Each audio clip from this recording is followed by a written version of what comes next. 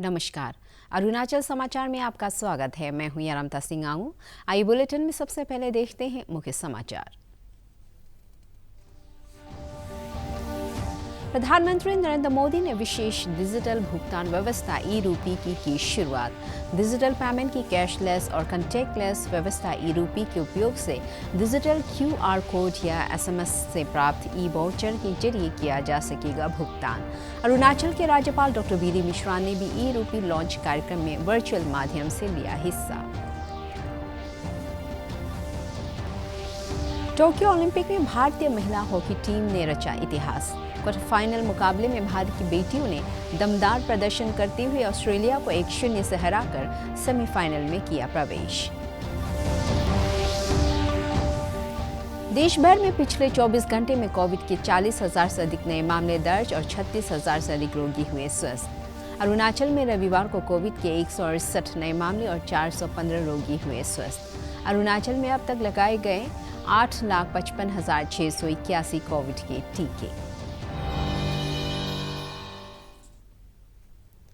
प्रधानमंत्री नरेंद्र मोदी ने आज वीडियो कॉन्फ्रेंस के माध्यम से विशेष डिजिटल भुगतान व्यवस्था ई-रूपी की शुरुआत की। श्री मोदी ने हमेशा डिजिटल पहल पर बल दिया है। ई-रूपी डिजिटल पेमेंट की कैशलेस और कंटेक्टलेस व्यवस्था है।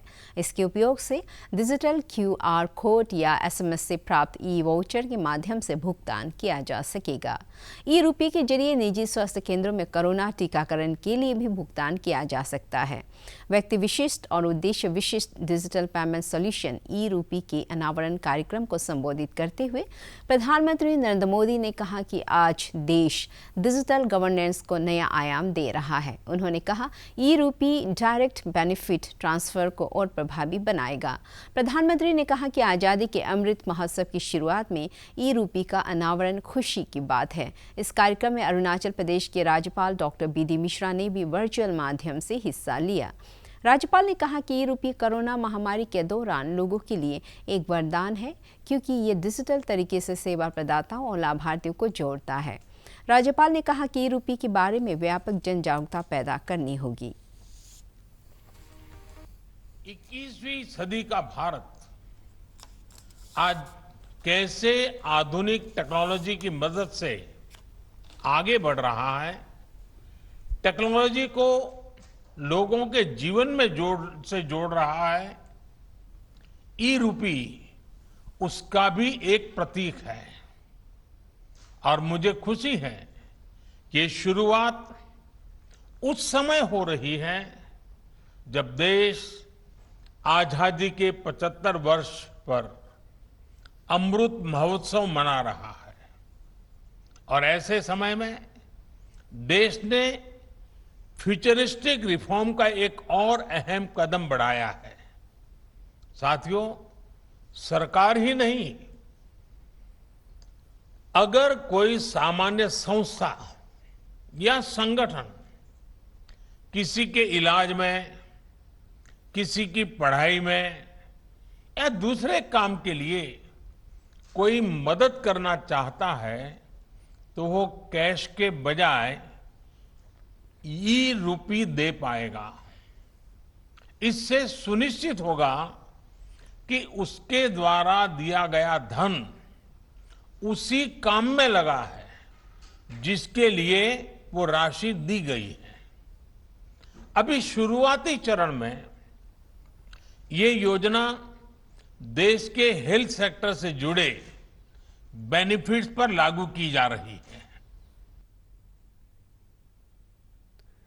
टोक्यो ओलंपिक में भारतीय महिला हॉकी टीम ने इतिहास रच दिया है।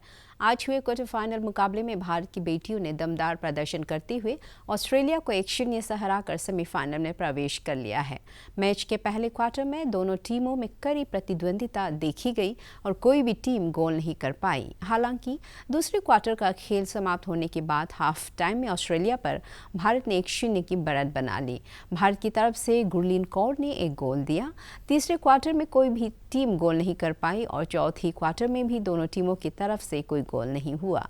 लेकिन चौथे क्वार्टर का मैच काफ़ी रोमांचक हुआ। हालांकि भारत को 1-0 से जीत मिली और टीम ओलंपिक के सेमीफाइनल में पहली बार खेलने उतरेगी। भारत ने 3 बार के ओलंपिक गोल्ड विजेता और मौजूदा समय में विश्व की नंबर 2 टीम को हराकर सेमीफाइनल तक का सफर तय किया है। इससे पहले भारत की पुरुष हॉकी टीम ने रविवार को ब्रिटेन को 3-1 से हराकर 4 दशकों के बाद सेमीफाइनल में प्रवेश किया।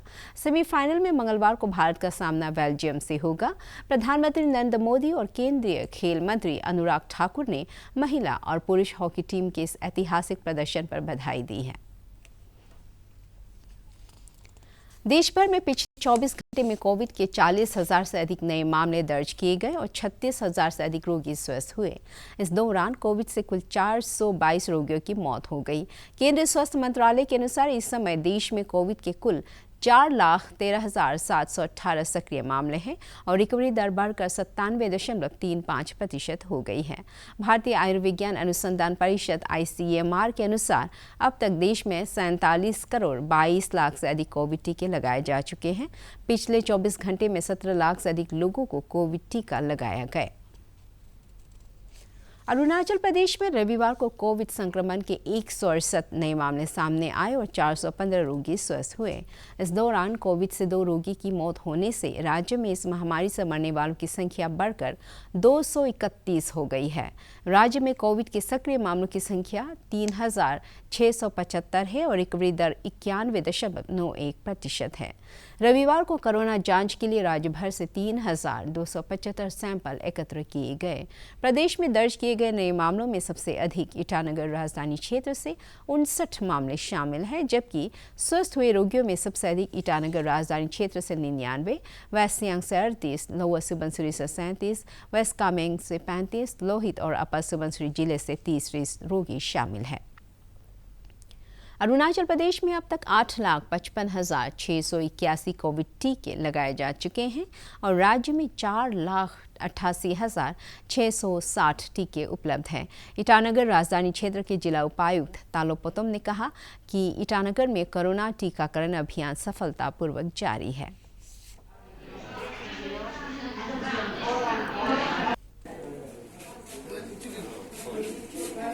ये हमारा पॉजिटिविटी रेट जो है अभी 10% कल तक दिखाई दिया। आलो है, आलो ईस्ट सियांग का 102% है, हमारा भी 102% है हमारा। तो कोविड का जो जहाँ ये इसका प्रिवेंटिव और इसको हमारा इसका मुहिम का हम लोग जो चलाया है उसमें हम लोग नंबर 1 में अभी है। और नंबर्स दिखाई ये तो परसेंटेज हो गया। नंबर्स का बात करने से तो सबसे हाईएस्ट हम लोग कैपिटल ने वैक्सीनेशन दिया है और सेकेंड डोज में और सेकेंड नंबर में है। कल तक मैं पर्स आ जाऊंगा। विभिन्न मांगों को लेकर कुछ संगठनों की तरफ से ईटानगर राजधानी क्षेत्र में आज बुलाए गए बंद का मामूली असर देखा गया। जिला प्रशासन ने एक आदेश जारी कर बंद के आह्वान को गैर कानूनी करार दे दिया था। मुख्य सचिव ने भी आदेश जारी कर कहा था कि सोमवार को सरकारी कार्यालयों में कामकाज आम दिनों की तरह ही जारी रहेगा। राजधानी क्षेत्र के कुछ हिस्सों में बंद का थोड़ा बहुत असर देखा गया, लेकिन ज्यादातर जगहों पर जनजीवन सामान्य रहा। ईटानगर के जिला उपायुक्त तालो पोतम ने कहा कि जिन संगठनों ने बंद का आह्वान किया है उन्हें बातचीत और प्रॉपर चैनल के जरिए सरकार के सामने अपनी मांगे रखनी चाहिए। कोई भी आदमी सिंगल आदमी भी अगर उनका कुछ विचारधारा यही है कि जो पावर में है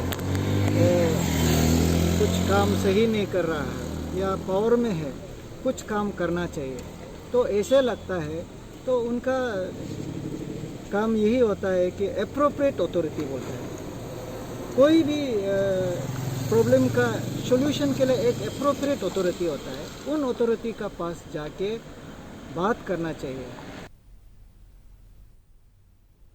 टोक्यो ओलंपिक में भारत की शान बढ़ाने वाली बैडमिंटन खिलाड़ी पीवी सिंधु को संसद के दोनों सदनों में आज बधाई दी गई।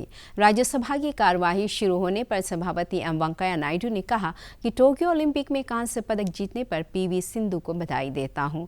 अपने शानदार प्रदर्शन से उन्होंने इतिहास रचा है और वो 2 ओलंपिक मेडल जीतने वाली पहली भारतीय महिला खिलाड़ी बन गई है। दूसरी ओर लोकसभा अध्यक्ष ओम बिरला ने आज सदन की कार्यवाही शुरू होते ही सबसे पहले पीवी सिंधु का जिक्र किया और उन्हें टोक्यो ओलंपिक में मेडल जीतने पर बधाई दी। ओम बिरला ने अपनी ओर सदन की तरफ से पीवी सिंधु को बधाई दी और उनके उज्जवल भविष्य की कामना की। Mr. Park, well, I know him since a very long time when he was training in the Korean with the Korean team. But yeah, when he came to India after a year or so, I started training with him. And yeah, initially we were just like, it took us some time to actually know about each other, about the game, about the conditions and stuff. But I think we always had a dream, to get that Olympic medal. So that dream has come true, and I think we worked really hard, and he especially has worked really hard. I think because I'm sure like in this pandemic, a lot of people have suffered, and especially he couldn't go home. He just met his family only for 13 days. So I think the efforts that he put in, the hard work that he put in towards me, I think that's really great. And I think it's all his effort and his hard work. And we finally got that medal back to the country, and I'm really, really very happy about that. व्यक्तिगत मुकाबलों में 2 Olympic medal जीतने वाली वो पहली भारतीय महिला है।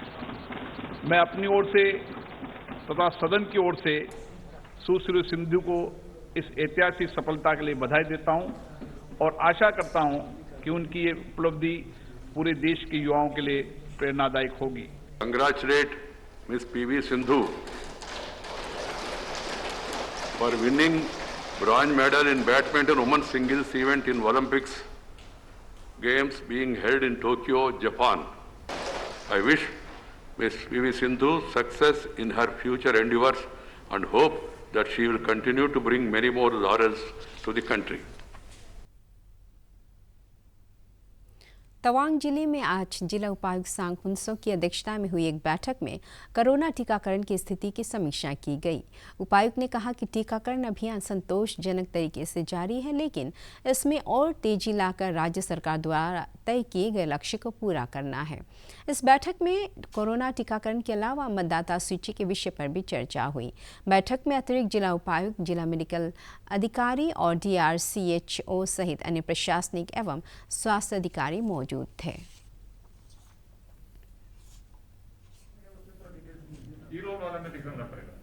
वर्कर जो है कितना 971 रजिस्टर्ड है, 800 समथिंग सिर्फ ने वैक्सीन लिया है, बाकी क्यों नहीं लिया है उसका जवाब नहीं है, क्योंकि वो एक्चुअली तो प्रैक्टिकली तो ले चुका है, कागज में नहीं ले रहा है। ये कागज ठीक करना बहुत जरूरी है। मुक्त का अंदर में मुक्त सर्कल के अंदर में 6 तो सर ये मिरवा विलेज में जो एक्चुअल डेथ काउंट जो सर ये 118 है, उसमें जो सर 116 जो वैक्सीनेटेड हुआ है, परसेंटेज जो 98 है और लेफ्ट आउट 2 है, वो जो दोनों कोविड पॉजिटिव है। भारत तिब्बत सीमा पुलिस ITBP ने आज अरुणाचल प्रेस क्लब में आयोजित एक कार्यक्रम में अपने महानिदेशालय के माध्यम से भेजी गई पर्यावरण संरक्षक पुस्तिका ईटानगर के वरिष्ठ पत्रकारों को भेंट की। इस पत्रिका के जरिए बताया गया कि ITBP पर्यावरण संरक्षण के क्षेत्र में अरुणाचल प्रदेश एवं देश के अन्य हिस्सों में किस तरह से योगदान कर रही है। ITBP के अधिकारियों ने बताया कि सुरक्षा बल की तरफ से अरुणाचल में समय समय पर वृक्षारोपण सहित अन्य कार्यक्रम आयोजित किए जाते रहे हैं।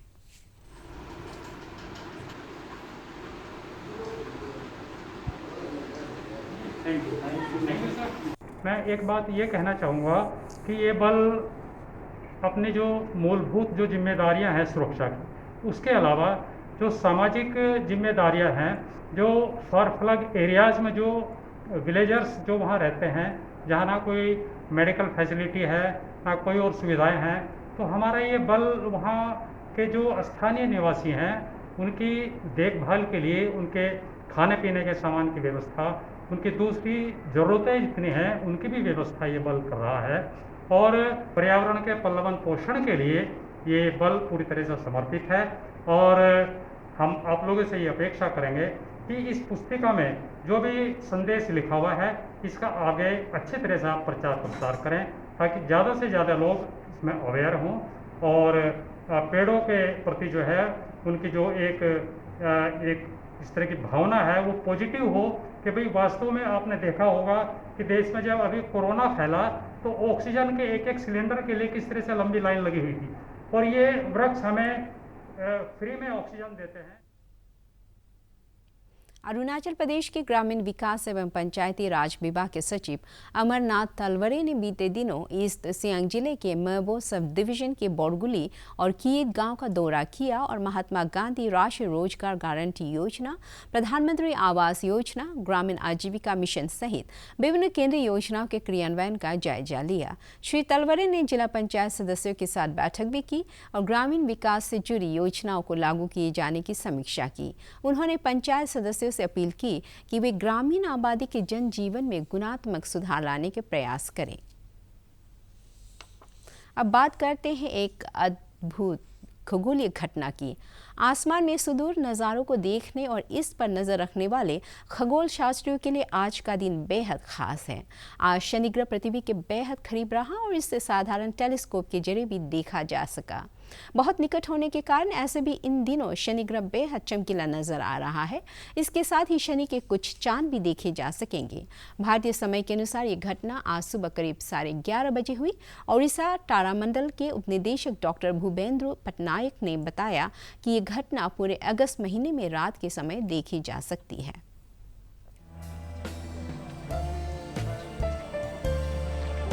Indian Standard Time 11:30 a.m. Saturn and Earth will be very closest to each other. We'll say that time there will be daytime or sun will be there in our India, but wherever it is a night time, the people can see a bright Saturn. The average distance will be around 120 crores kilometer, which is 50 crores kilometer less in comparison to the maximum distance. Saturn, Earth and Sun are in a straight line when the Earth is in between. Arunachal समाचार के आज के अंक में इतना ही। जाने से पहले आप सभी से अनुरोध है कि कोविड-19 के दिशा निर्देशों का पालन करें, हमेशा मास्क लगाएं, बार-बार हाथ धोएं और सोशल डिस्टेंसिंग के नियमों को मानें। कोरोना महामारी से बचाव के लिए आपका वैक्सीन लगवाना भी जरूरी है। अगर आप वैक्सीन लगवाने के पात्र हैं तो जरूर लगवाएं। हम कल फिर हाजिर होंगे अरुणाचल और देश दुनिया की खबरों के साथ। चलते चलते आपको बता दें, आप अरुणाचल समाचार हमारे YouTube channel DD news Arunachal पर भी देख सकते हैं। देखते रहिए अरुण प्रभा। नमस्कार।